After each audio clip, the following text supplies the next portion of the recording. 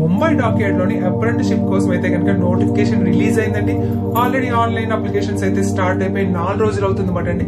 So దీనికోసం ఈ రోజు మనం వివరంగా తెలుసుకుందామండి. ఏంటి అప్రెంటిసే కదా, ఓహో ఇదేమైనా జాబ్ అని అనుకుంటున్నారా? ఇప్పుడు రైల్వేస్ గానీ డాక్యార్డ్స్ గానీ ప్రతి దాంట్లో కూడా అప్రెంటిస్షిప్ అనేది కామన్ అయిపోయిందండి.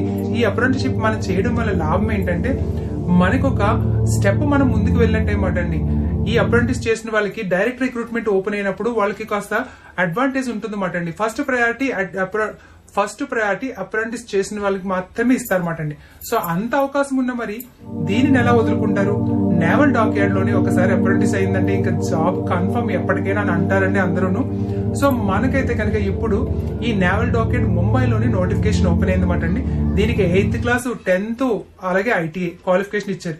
ఏంటి 8th క్లాస్ క్వాలిఫికేషన్ అని అనుకుంటే ఐటీఐ చదవడానికి 8th పాస్ అయితే సరిపోతుంది కదండి. అలాగే 10th పాస్ ఐటీఐ చేసిన వాళ్ళకి అన్ని ట్రేడ్స్ వాళ్ళకి కూడా ఇందులో అయితే కనుక మంచి అవకాశం ఉందండి.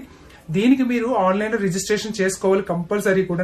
దీనికి కావాల్సిన రిక్వైర్మెంట్స్ అయితే కనుక ఫోటో ఉండాలి, సిగ్నేచర్ ఉండాలి, 10th క్లాస్ ఐటీఐ సర్టిఫికేట్, అలాగే క్యాస్ట్ సర్టిఫికేట్, అలాగే ఫిజికల్ వాళ్ళైతే ఫిజికల్ హ్యాండిక్యాప్ సర్టిఫికేట్, అలాగే దీంతో పాటు మీ ఆధార్ కార్డు కంపల్సరీ ఉండాలండి.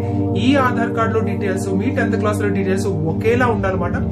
దాంతో పాటుగా మీకు మళ్ళీ ఆధార్ కార్డు తో పాటు ఇంకా వేరే ఏదైనా ఐడి ప్రూఫ్ కూడా అడుగుతున్నారు.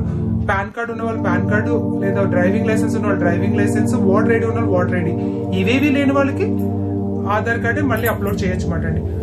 ఫోటో, సిగ్నేచర్, ఆధార్ కార్డు జేపీజీలోని స్కాన్ చేసి పెట్టాలి, మిగతా కూడా పీడిఎఫ్ లో ఫిల్ చేసి పెట్టాలన్నమాట అండి. సో మరి దీనికి ఏజ్ అయితే కనుక 14 సంవత్సరాల నుంచి 18 సంవత్సరాల వరకు ఇస్తున్నారన్నమాట అండి.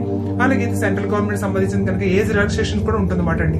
ఎవరైనా ఐటీఐ చేసిన వాళ్ళు, అలాగే 8th క్లాస్ చదివి ఐటీఐ చేసిన వాళ్ళు, 10th క్లాస్ చదివి ఐటీఐ చేసిన వాళ్ళు ఎవరైనా ఉంటే కనుక ఇంత మంచి అవకాశాన్ని అయితే కనుక వదులుకోకండి. సో ఇదైతే కనుక ఆన్లైన్ లో రిజిస్ట్రేషన్స్ అవుతున్నాయి, తర్వాత మళ్ళీ ఇది క్లోజ్ అయిపోయే అవకాశం ఉందన్నమాట అండి. సో అందుకే రైల్వేస్ గానీ ఇలాగ డాక్యార్డ్స్ కానీ దేనికైనా సరే అప్రెంటిస్ సంబంధించి వచ్చిందంటే కనుక ఒక 1 year మీది కాదనుకుంటే మీకు డైరెక్ట్ నోటిఫికేషన్ ఓపెన్ అయినప్పుడు మీకు ఒక ప్రయారిటీ వస్తుంది అనమాట అండి. సో ఫస్ట్ ప్రయారిటీ మీకే ఇస్తారన్నమాట ఇలా అప్రెంటిస్షిప్ చేసిన వాళ్ళకి మాత్రమే. సో అందుకే ఎవరికైనా అవకాశం ఉండి చేయాలనుకున్న వాళ్ళు ఇలాంటి అవకాశాన్ని అయితే కనుక వదులుకోకండి. మరి ఈ వీడియో నచ్చితే లైక్ చేయండి, షేర్ చేయండి, సబ్స్క్రైబ్ చేయండి, మీ వాళ్ళందరూ పంపించండి.